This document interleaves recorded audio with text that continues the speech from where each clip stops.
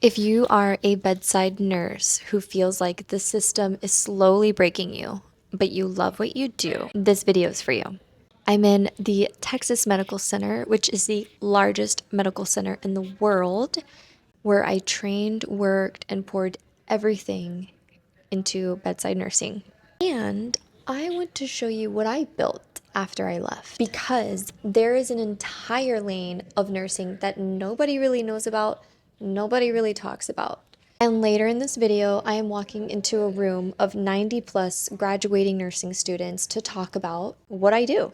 And so I am really excited to be able to share that with the nursing school students. The medical center is the largest in the world, and this is actually where I learned how to be an ICU nurse.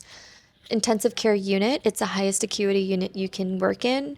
And so that is where we take care of patients who are critically ill. We're handling life-saving medications, equipment, and it was very challenging but very rewarding. And I give all the credit to the medical center because we have the best of the best education, patients, equipment, technology, interventions, treatment.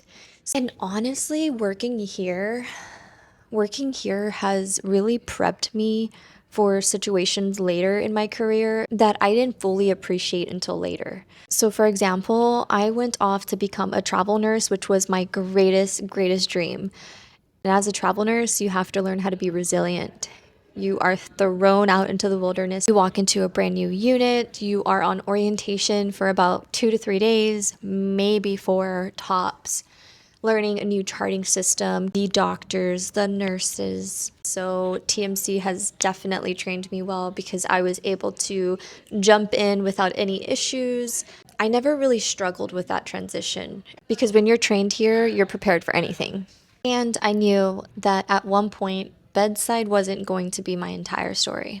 I hit a point, and a lot of nurses have hit this point, where I felt very competent in my job. I enjoyed it, but at the same time, I felt very depleted. Travel nursing did give me some relief, new hospitals, new cities, new friends, but I don't know. I just felt like the ceiling was the same no matter where I was, whether it was in Houston, California, Colorado. The system is designed the same.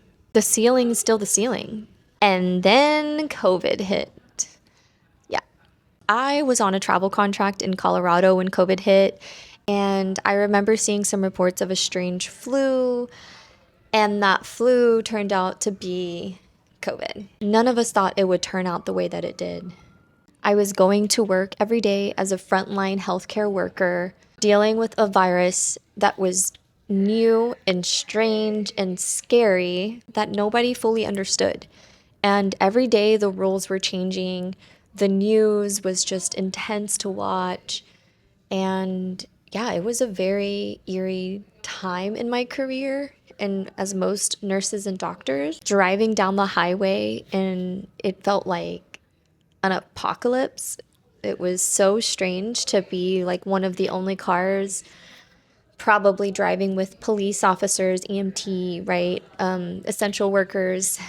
Patients were dying in numbers I had never seen before. And that was really difficult to witness. That was really difficult. I remember one time, I remember when there were no visitation, and I had to set up the iPad for my patient's family to say their last goodbyes. And I just like my entire body felt it was like a full body no. Like what is happening? But it was at that moment where I knew this just felt wrong. It felt wrong. Death is such a sacred part of someone's life. I went home feeling pretty unwell that day. I'll just leave it at that. Yeah, that's the kind of weight that doesn't leave when you clock out. On top of that, my body was breaking down. I had the worst periods, irregular, painful periods, cramps, hormonal acne, bloating, inflammation, a lot of drinking because there was nothing to do. And what do you do when you're stuck at home? Panic attacks.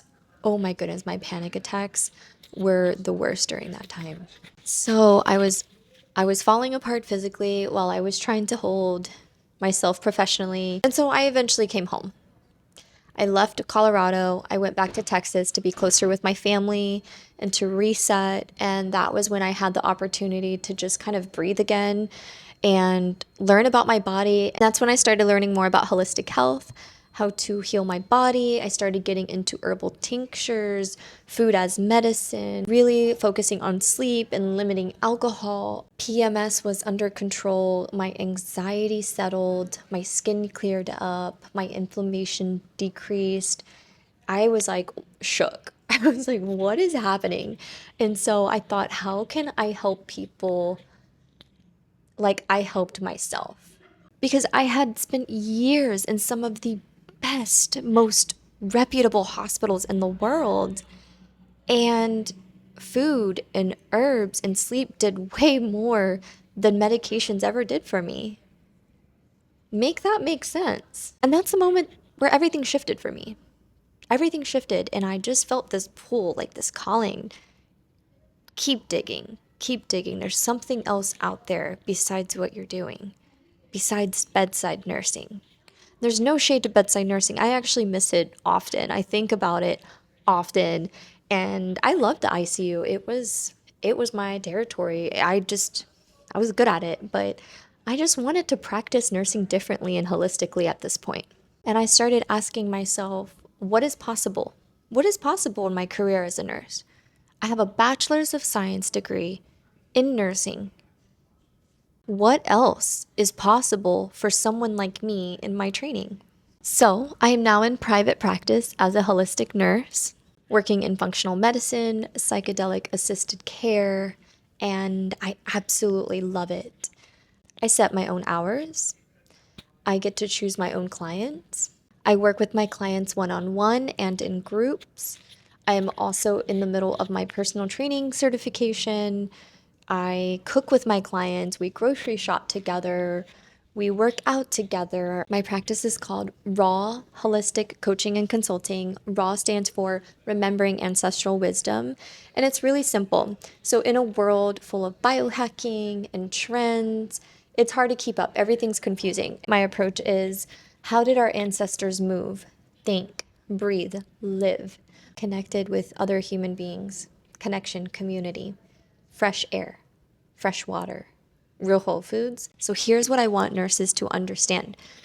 We are the most trusted professionals in the United States. We are the eyes and the ears of the hospital. Doctors respect us in our clinical opinion because we see the patients the most.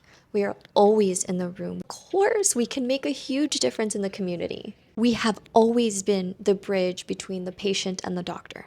And private practice doesn't change that. It just removes the ceiling.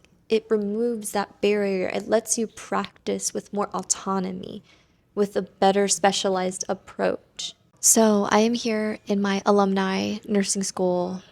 I was invited to speak to 90 plus nursing school students who are graduating next month.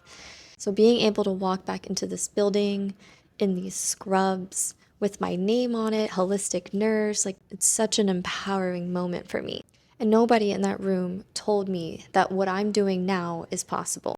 Nobody said, hey, you can use your license outside of the hospital. Like, had I heard that, that would have been mind-blowing to me.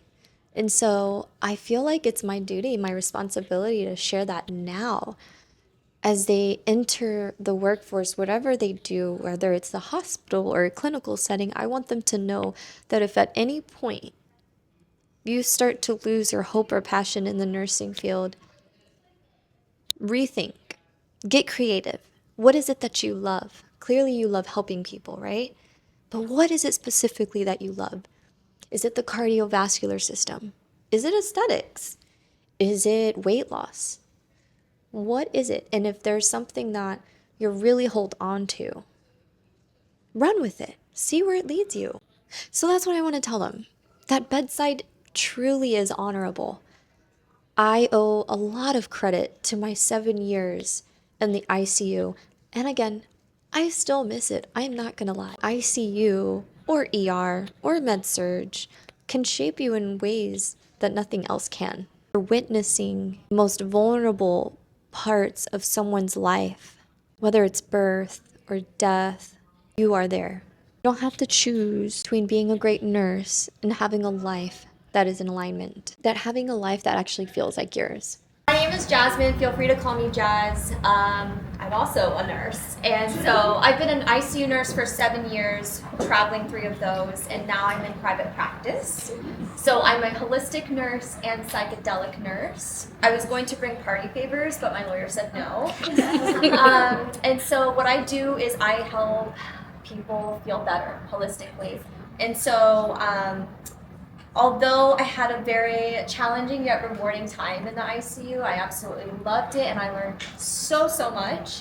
I took all of that knowledge and experience with me and I'm using it in the community directly. So, for example, if I have a client who's a woman, 30 years old, maybe she has high blood sugar, blood pressure, trouble losing weight, maybe she's on thyroid medications and she wants to eventually wean off, that's where I come in. I bridge the gap between the patient and the doctor. And so I'm in the middle and I'm doing the education and lifestyle changes, nutrition, personal training, mental health, gut health, all of that fun stuff, and wean off medications under supervision with their doctor. So that's what I do, and I just want to say that I'm super proud of you guys. And if at any point you get to a place working in the hospital and you're like, is there more to this? Yes, there is more.